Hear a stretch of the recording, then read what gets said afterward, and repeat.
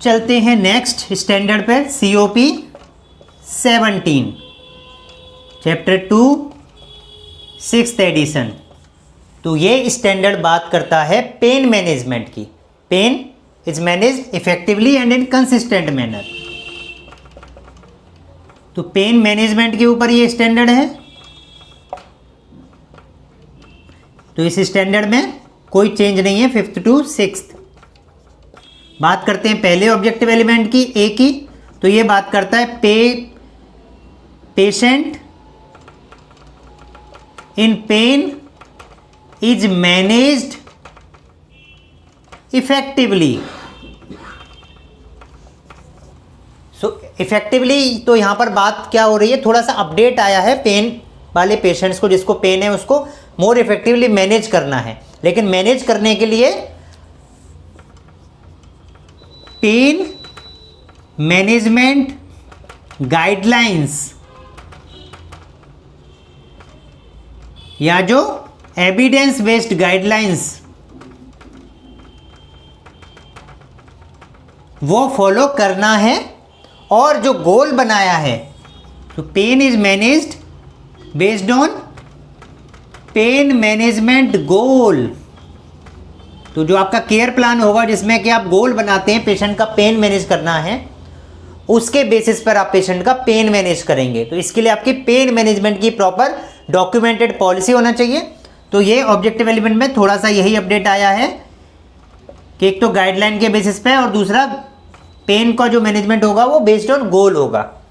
B objective element की बात करूं तो ये बात करता है पेशेंट्स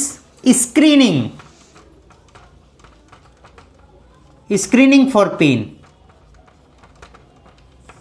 सो जब पेशेंट की असेसमेंट करेंगे, during patient assessment single question पूछ के पेशेंट की असेसमेंट कर सकते हैं कि उसको पेन है या नहीं। डॉक्टर या नर्स ड्यूरिंग इनिशियल असेसमेंट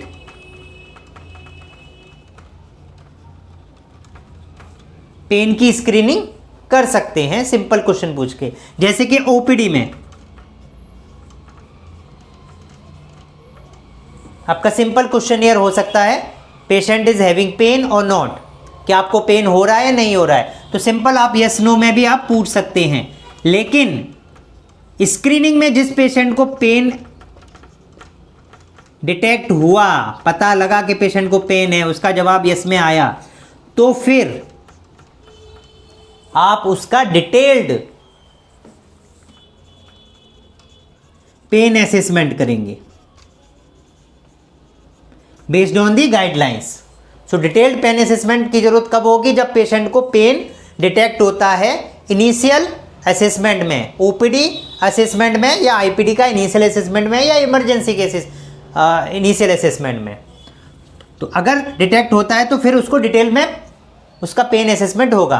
अगले ऑब्जेक्टिव एलिमेंट में हम यही बात करने वाले हैं। तो सी ऑब्जेक्टिव एलिमेंट क्या कहता है कि पेशेंट जिसको पेन है, patient is having pain, undergo detailed assessment and reassessment. Means उस पेशेंट को असेस करना है और उसको रीअसेस भी करना है।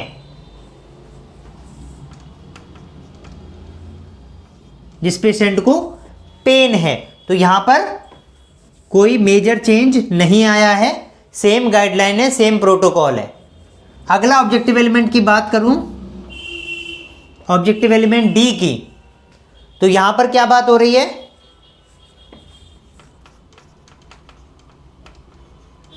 पेन मैनेजमेंट के लिए मेडिकेशन या मेजर्स जो आप ले रहे हैं,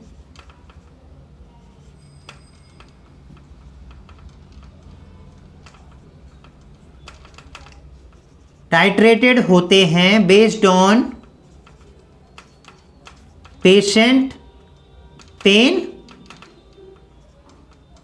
एंड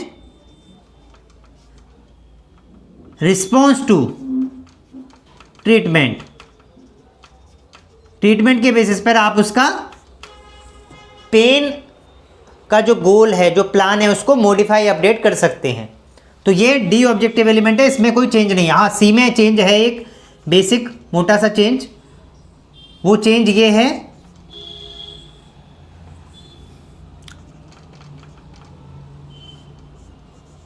कि जो पेन असेसमेंट जो आप करते हो इसमें, असेसमेंट रिकमेंडेशन, इसके लिए टूल जो हैं, यस, ये 6th एडिशन में अपडेट आया है,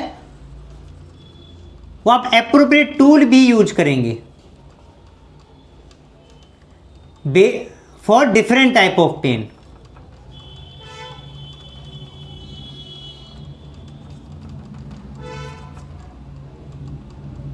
डिफरेंट टाइप ऑफ पेन या पेशेंट की कैटेगरी, जैसे न्यूनेट्स, तो उसके लिए अलग पेन असेसमेंट स्केल आप यूज करोगे। ये नहीं कि एडल्ट वाली सब में चला देंगे, तो डिफरेंट डिफरेंट स्केल आपको यूज करनी है। पीडियाट्रिक ग्रुप के लिए,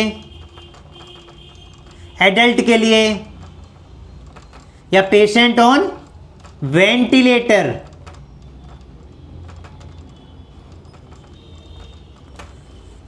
तो different different pain assessment tool का भी आपको यूज करना है during assessment and recommendation. C में, सॉरी मैं ये भूल गया था, ये अपडेट आया है 6th एडिशन में। बाकी डी में कोई अपडेट नहीं आया है। बी में स्क्रीनिंग का है। ए में थोड़ा सा अपडेट आया था कि एविडेंस बेस्ड गाइडलाइन होंगी और गोल के हिसाब से आपको पेन मैनेजमेंट करना है। बाकी कोई ऐसा मेजर चेंज नहीं है। तो इसकी भी 5th एडिशन की क्लास भी आप देखेंगे तो और डिटेल में आपको क्लियर हो जाएगा। ठीक है, चलिए, थैंक यू।